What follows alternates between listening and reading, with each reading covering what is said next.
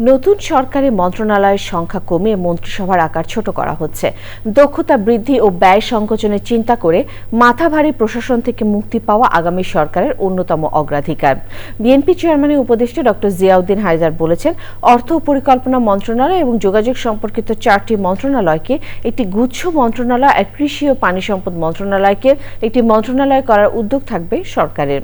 Rizvi নাওয়াজের report. ভূমিধস বিজয়ের পর আবারও বিএনপি নেতৃত্বাধীন জোটে সরকার গঠন। মঙ্গলবার মন্ত্রিপরিষদের শপথ। সরকারে কারা থাকছেন তা নিয়ে 13 ফেব্রুয়ারি থেকে সারা দেশে আলোচনা, জল্পনা কল্পনা চলছেই। সামাজিক যোগাযোগ মাধ্যম তো বটেই, মূলধারার গণমাধ্যমেও সম্ভাব্য মন্ত্রিসভা নিয়ে ধারণাভিত্তিক অনেক কথাবার্তা চলছে। বিএনপি চেয়ারম্যানের একজন উপদেষ্টা জানিয়েছেন, দলটির চেয়ারম্যান এবং স্থায়ী কমিটির 2-1 সদস্য ছাড়া কেউ জানে না সরকারে কারা থাকছেন। তবে সরকারের আকার ছোট হবে এটা নিশ্চিত করলেন তিনি। প্রথম ভাষণে বলেছেন যে I have a plan, we have a plan. এটা খুব সিগনিফিক্যান্ট। হ্যাঁ, তার মানে আমরা স্বপ্নের ভিত্তিতে রাষ্ট্র চালাতে চাই না। বিভিন্ন মন্ত্রণালয় এগুলোর সংখ্যা আমরা কমিয়ে আনতে চাই। হ্যাঁ, এফিসিয়েন্সি গেইনের এটা হলো প্রথম পদক্ষেপ।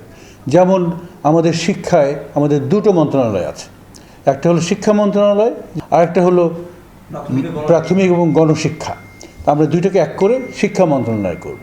এখানে একজন মন্ত্রী থাকবেন যাতে করে কোঅর্ডিনেশনটা অনেক টাইটার হয়। প্রতিমন্ত্রী থাকতে পারে, সচিব একাধিক থাকতে পারে। সবচেয়ে বড় একটা পরিবর্তন আসবে আমাদের যে অর্থ মন্ত্রণালয় এবং পরিকল্পনা মন্ত্রণালয়। এখানেও আমরা এতদিন অর্থের সাথে পরিকল্পনা কিন্তু কানেক্টেড, ইন্টারকানেক্টেড। হ্যাঁ, এতদিন ডিসকানেক্ট দেখেছি এবং এফিসিয়েন্সি যে লস এতদিন মনে হয় ছিল প্রায় 40 থেকে 50টা, আমার ঠিক খেয়াল নাই। আমরা কমিয়ে এইটা 25 থেকে 26-27-এর মধ্যে হয়তো থাকবে।